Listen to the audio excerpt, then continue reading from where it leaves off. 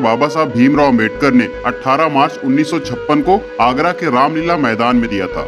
इसके बाद हम जानेंगे आगरा बाबा साहब के लिए कितना अहमियत रखता है। सो बने रहे वीडियो के अंत तक। हेलो दोस्तों, अगर आप अभी इस पेज पर नए हैं तो इसे सब्सक्राइब करना बिल्कुल ना भूलें और अगर दी गई जानकारी आपको पसंद आए तो लाइक, शेयर और कमेंट जरूर करें। तो आइए वीडियो की शुरुआत करते हैं।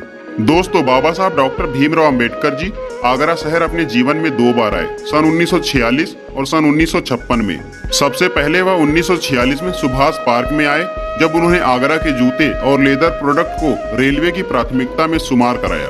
उसके बाद 18 मार्च 1956 को अंतिम बार वह रामलीला मैदान में आए, जहां पर उन्होंने एक ऐतिहासिक भाषण दिया और इस ऐतिहासिक भाषण को उन्होंने अलग अलग 7 टॉपिक में कवर करा था, जिसको आज हम डिटेल में सुनने वाले हैं। तो वह कौन कौन से टॉपिक थे, आइए जानते हैं। पहला, जन समूह से। दोस्तों, डॉक्टर अंबेडकर जी ने अपने भाषण की शुरुआत वहां पर मौजूद सभी जन समूहों से की और उन्होंने कहा था कि पिछले 30 वर्षों से तुम लोगों को राजनीतिक अधिकार के लिए मैं संघर्ष कर रहा हूँ। मैंने तुम्हें संसद और राज्य की विधानसभाओं में सीटों का आरक्षण दिलवाया। मैंने तुम्हारे बच्चों की शिक्षा के लिए उचित प्रावधान करवाए। आज हम प्रगति कर सकते हैं।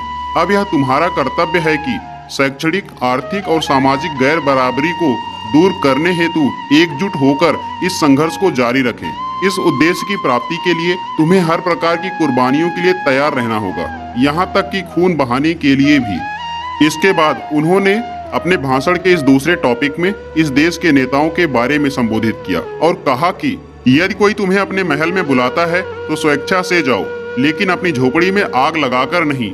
यदि वह राजा किसी दिन आपसे झगड़ता है और आपको अपने महल से बाहर धकेल देता है, उस समय तुम कहाँ जाओगे?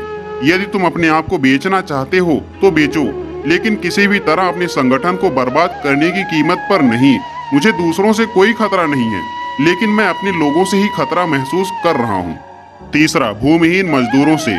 मैं गांव में रहने वाले भूमिहीन मजदूरों के लिए काफी चिंतित हूं। मैं उनके लिए ज्यादा कुछ नहीं कर पाया हूं। मैं उनकी दुख तकलीफों को सहन नहीं कर पा रहा हूं। उनकी तबाहियों का मुख्य कारण यह है कि उनके पास जमीन नहीं है, इसलिए वे अत्याचार और अपमान के शिकार होते हैं। वे अपना उत्थान नहीं कर पाएंगे। मैं इसके लिए संघर्ष करूंगा। यदि सरकार इस कार्य में कोई बाधा उत्पन्न करती है तो मैं इन लोगों का नेतृत्व करूंगा और इनकी वैधानिक लड़ाई लड़ूंगा, लेकिन किसी भी हालात में भूमिहीन लोगों को जमीन दिलवाने का प्रयास करूंगा।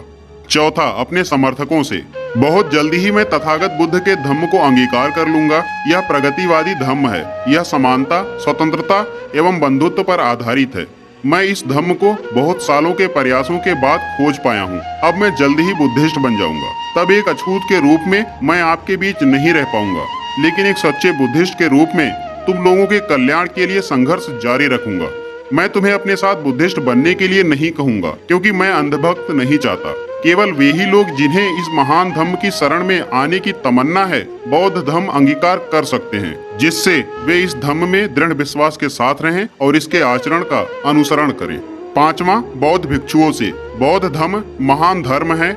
इस धर्म के संस्थापक तथागत बुद्ध ने इस धर्म का प्रसार किया और अपनी अच्छाइयों के कारण यह धर्म भारत में दूर दूर तक गली कूचों में पहुंच सका। लेकिन महान उत्कर्ष पर पहुंचने के बाद यह धर्म 1213 ईस्वी में भारत से विलुप्त हो गया, जिसके कई कारण हो सकते हैं। एक प्रमुख कारण यह भी है कि बौद्ध भिक्षु विलासितापूर्ण एवं आराम तलब जिंदगी जीने के आदी हो गए थे। धर्म प्रचार हेतु स्थान स्थान पर जाने की बजाय उन्होंने बिहारों में आराम करना शुरू कर दिया तथा रजवाड़ों की प्रशंसा में पुस्तकें लिखना शुरू कर दिया। अब इस धर्म की पुनर्स्थापना हेतु उन्हें कड़ी मेहनत करनी पड़ेगी। उन्हें दरवाजे दरवाजे जाना पड़ेगा। मुझे समाज में ऐसे बहुत कम भिक्षु दिखाई देते हैं